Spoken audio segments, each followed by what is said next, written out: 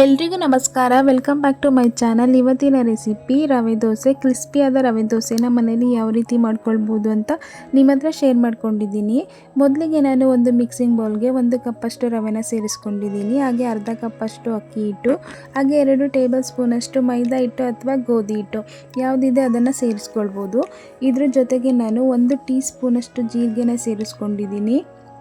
ಹಾಗೆ 1 ಟೇಬಲ್ ಸ್ಪೂನಷ್ಟು ಕರಿಬೇವಿನ ಸೊಪ್ಪನ್ನು ಸೇರಿಸ್ಕೊಂಡು ಇದೆಲ್ಲನೂ ಹಾಗೆ ಒಂದ್ಸಲ ಡ್ರೈ ಮಿಕ್ಸ್ ಮಾಡ್ಕೊಳ್ಳೋಣ. ಎಲ್ಲ ಚೆನ್ನಾಗಿ ಮಿಕ್ಸ್ ಮಾಡ್ಕೊಂಡಿದ್ದಾದಮೇಲೆ ಇದಕ್ಕೆ 3 ಕಪ್ಪಷ್ಟು ವಾಟರ್ನ ಸೇರಿಸ್ಕೊಳ್ತಾ ಇದ್ದೀನಿ. ಯಾವ ಕಪ್ಪಲ್ಲಿ ರವೆನ ತಗೊಂಡಿದ್ದೀನೋ ಅದೇ ಕಪ್ಪಲ್ಲಿ 3 ಕಪ್ಪಷ್ಟು ವಾಟರ್ನ ಸೇರಿಸ್ಕೊಂಡು ಮತ್ತೆ ಒಂದ್ಸಲ ಚೆನ್ನಾಗಿ ಮಿಕ್ಸ್ ಮಾಡ್ಕೊಳ್ಳೋಣ. ಯಾರಾದರೂ ಹೊಸದಾಗಿ ನಮ್ಮ ವಿಡಿಯೋನ ನೋಡ್ತಾ ಇದ್ದರೆ ನಮ್ಮ ಚಾನಲ್ನ ಸಬ್ಸ್ಕ್ರೈಬ್ ಮಾಡಿಕೊಂಡು ಸಪೋರ್ಟ್ ಮಾಡಿ. ಮಿಕ್ಸ್ ಮಾಡ್ಕೊಂಡಿದ್ದಾದಮೇಲೆ ರುಚಿಗೆ ತಕ್ಕಷ್ಟು ಉಪ್ಪನ್ನು ಸೇರಿಸ್ಕೊಳ್ತಾ ಇದ್ದೀನಿ. ನೀವು ಒಂದ್ಸಲ ಈ ರೆಸಿಪಿನ ಟ್ರೈ ಮಾಡಿ, ತುಂಬಾ ಟೇಸ್ಟಿಯಾಗಿ ಕ್ರಿಸ್ಪಿಯಾಗಿ ಚೆನ್ನಾಗಿ ಬರುತ್ತೆ. ರವೆ ದೋಸೆಗೆ ಕನ್ಸಿಸ್ಟೆನ್ಸಿ ಯಾವಾಗಲೂ ತೆಳುವಾಗಿರಬೇಕು. ನಾನು ಇವಾಗ ಇದಕ್ಕೆ ಮುಚ್ಚಳನ ಮುಚ್ಚಿ ಒಂದು 20 ಮಿನಿಟ್ಸ್ ರೆಸ್ಟ್ ಮಾಡೋದಕ್ಕೆ ಬಿಡ್ತಾ ಇದ್ದೀನಿ. ಈಗ 20 ಮಿನಿಟ್ಸ್ ಆಗಿದೆ. ಒಂದ್ಸಲ ಚೆನ್ನಾಗಿ ಮಿಕ್ಸ್ ಮಾಡ್ಕೊಳ್ಳೋಣ. ರವೆ ಎಲ್ಲ ನೆಂದಿರೋದ್ರಿಂದ ಕನ್ಸಿಸ್ಟೆನ್ಸಿ ಸ್ವಲ್ಪ ಗಟ್ಟಿಯಾಗಿದೆ. ನಾನು ಇವಾಗ ಅರ್ಧ ಕಪ್ಪಷ್ಟು ನೀರನ್ನು ಮತ್ತೆ ಸೇರಿಸ್ಕೊಳ್ತಾ ಇದ್ದೀನಿ. ನಾನಿಲ್ಲಿ ಟೋಟಲಿ 3.5 ಕಪ್ಪಷ್ಟು ನೀರನ್ನು ಸೇರಿಸ್ಕೊಂಡಿದ್ದೀನಿ.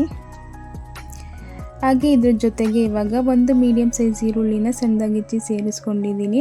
ಹಾಗೆ 1 ಟೇಬಲ್ ಸ್ಪೂನಷ್ಟು ಹಸಿರು ಮೆಣಸಿನ್ಕಾಯಿನ ಸಣ್ಣದಾಗಿಚ್ಚಿ ಸೇರಿಸ್ಕೊಂಡಿದ್ದೀನಿ. ಹಾಗೆ 1 ಟೀ ಸ್ಪೂನಷ್ಟು ತುರಿದಿರುವಂಥ ಶುಂಠಿನ ಸೇರಿಸ್ಕೊಂಡು ಸ್ವಲ್ಪ ಕೊತ್ತಂಬರಿ ಸೊಪ್ಪನ್ನು ಸಣ್ಣದಾಗಿಚ್ಚಿ ಸೇರಿಸ್ಕೊಂಡಿದ್ದೀನಿ. ನೀವು ಬೇಕಿದ್ದರೆ ಇದ್ರ ಜೊತೆಗೆ ಸ್ವಲ್ಪ ಕ್ಯಾರೆಟ್ನ ಕೂಡ ತುರಿದು ಸೇರಿಸ್ಕೊಳ್ಬೋದು. ಒಂದ್ಸಲ ಚೆನ್ನಾಗಿ ಮಿಕ್ಸ್ ಮಾಡ್ಕೊಳ್ಳೋಣ. ಬ್ಯಾಟರ್ ರೆಡಿಯಾಗಿದೆ, ನೀವು ನೋಡ್ತಾ ಇರ್ಬೋದು. ಇಷ್ಟು ತೆಳುವಾಗಿದ್ದರೆ ಸಾಕಾಗುತ್ತೆ. ಈಗ ನಾನು ಒಲೆ ಮೇಲೆ ಒಂದು ತವಾನ ಇಟ್ಕೊಂಡಿದ್ದೀನಿ.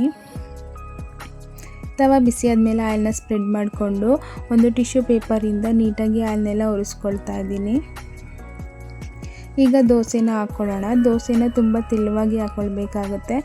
ನಾವು ನಾರ್ಮಲ್ ದೋಸೆ ಥರ ಹಾಕ್ಕೊಂಡ್ರೆ ಕ್ರಿಸ್ಪಿಯಾಗಿ ಬರೋದಿಲ್ಲ. ದೋಸೆ ಹಾಕಿದ್ಮೇಲೆ ಮೇಲೆ ಸ್ವಲ್ಪ ಆಯಿಲ್ನ ಸ್ಪ್ರೆಡ್ ಮಾಡ್ಕೊಳ್ತಾ ಇದ್ದೀನಿ. ಈ ದೋಸೆನ ಯಾವಾಗಲೂ ಲೋ ಟು ಮೀಡಿಯಮ್ ಫ್ಲೇಮ್ನಲ್ಲೇ ಬೇಯಿಸ್ಕೊಳ್ಬೇಕಾಗುತ್ತೆ.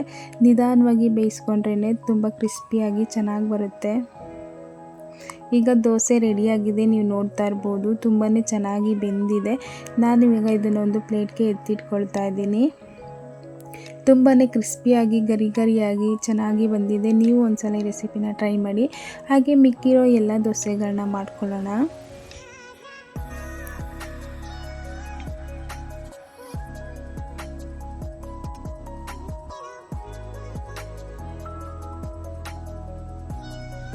ಈಗ ದೋಸೆ ರೆಡಿಯಾಗಿದೆ. ಇದನ್ನು ಕೂಡ ಪ್ಲೇಟ್ಗೆ ಎತ್ತಿಟ್ಕೊಳ್ತಾ ಇದ್ದೀನಿ. ನೀವು ಈ ರೆಸಿಪಿನ ಟ್ರೈ ಮಾಡೋದನ್ನು ಮರಿಬೇಡಿ. ಈ ದೋಸೆ ಜೊತೆ ತೆಂಗಿನಕಾಯಿ ಚಟ್ನಿ ತುಂಬಾ ಚೆನ್ನಾಗಿರುತ್ತೆ. ಹಾಗೆ ಈ ವಿಡಿಯೋ ಇಷ್ಟ ಆಗಿದ್ರೆ ಲೈಕ್ ಮಾಡಿ, ಶೇರ್ ಮಾಡಿ, ಕಮೆಂಟ್ ಮಾಡಿ. ನಮ್ಮ ಚಾನಲ್ನ ಸಬ್ಸ್ಕ್ರೈಬ್ ಮಾಡಿಕೊಂಡು ಸಪೋರ್ಟ್ ಮಾಡಿ. Thanks for watching.